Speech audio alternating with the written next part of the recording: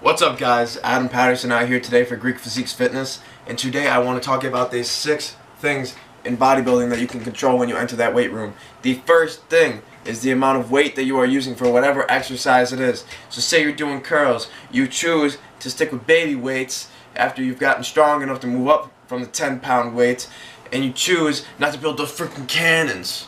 So that is the first thing you can choose, is the amount of weight that you're using on any exercise. The next thing, so number 2, is the amount of reps that you do with the weight that you are choosing, and this is what determines how you're going to look eventually. So the lower reps, like I said in a last video, hypertrophy, you would achieve it as long as something is difficult for you to move, no matter the amount of reps that you are doing. So if you are going with 3 reps or so, and you are moving it and it's difficult and you're achieving hypertrophy, all you are gaining is mass. You are not gaining deep muscularity that you need from working all those muscle fibers, which comes from doing more reps. So if you aim for 8 to 12, you're getting a deeper muscularity than 3 to 5, and if you are doing 15 to 20, you are getting a deeper muscularity than if you were doing 8 to 12 or 3 to 5. So take that how you want to take it.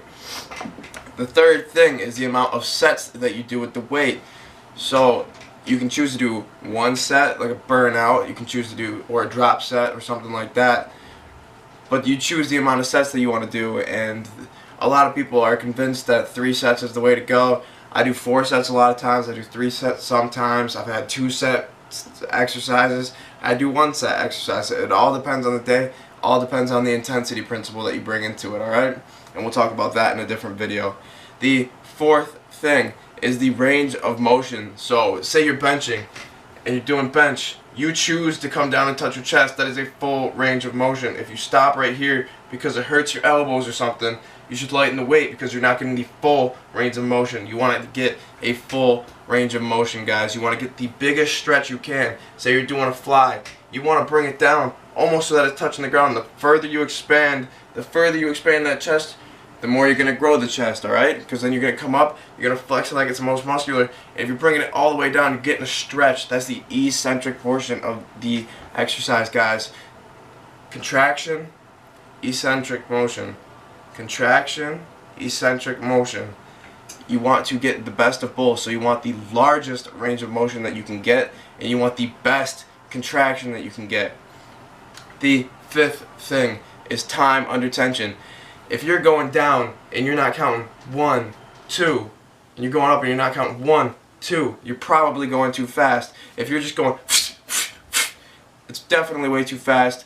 The longer you spend time under tension, the longer you have your muscle being hurt by that weight, the larger you're going to grow, the better it's going to be for you. So increase that time under tension. If you can do that, you're going to get bigger, you're going to get stronger, and it's going to be what is best for you. It's like going for a run. Which one is more effective on your cardiovascular system, the 5-minute run or the 10-minute run? See what I'm saying here? You got to take it all into perspective, guys. Time under tension is a very big thing. And the last thing, the 6th thing you can control is your rest periods. So it all depends on what you're doing, of course. If you're doing like a heavy bench or something like that, you're aiming to get stronger. A 2-minute rest is great. If you're just doing, if you really want some intensity, cut it down to a minute. And if you're going to get, like, say you're cutting in summertime or something like that, 30-second rest. You do your freaking exercise, take 30 seconds, do it again. You'll get a nice pump like that, and you'll feel great. But why are these 6 things so important?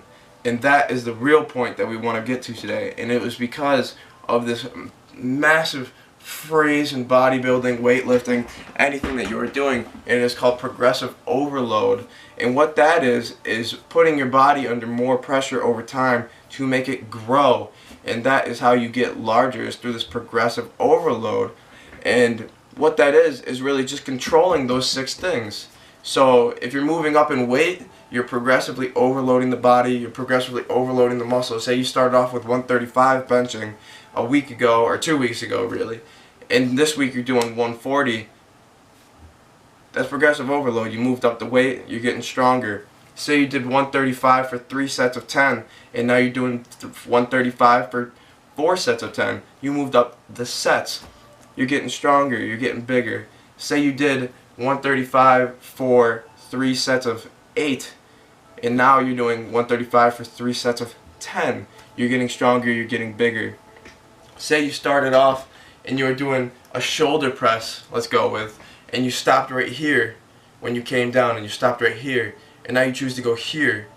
That is a further range of motion. That is progressive overload. You are going to build more muscle because you are going deeper into the stretch, and you are putting more pressure on that muscle. You are putting more contraction.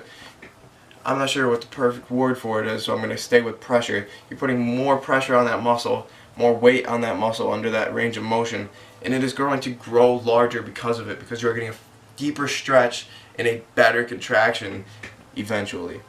Likewise, your time under tension. If you are going 1, 1, 1, 1, 1, and you decide to go 1, 2, 1, 2, 1, 2, 1, 2, you are putting more time for that muscle to scream and get in agonizing pain, and it will be painful, believe me. But the more time that muscle is underneath that bar, the larger it's going to grow. That's progressive overload, guys. And then your rest periods.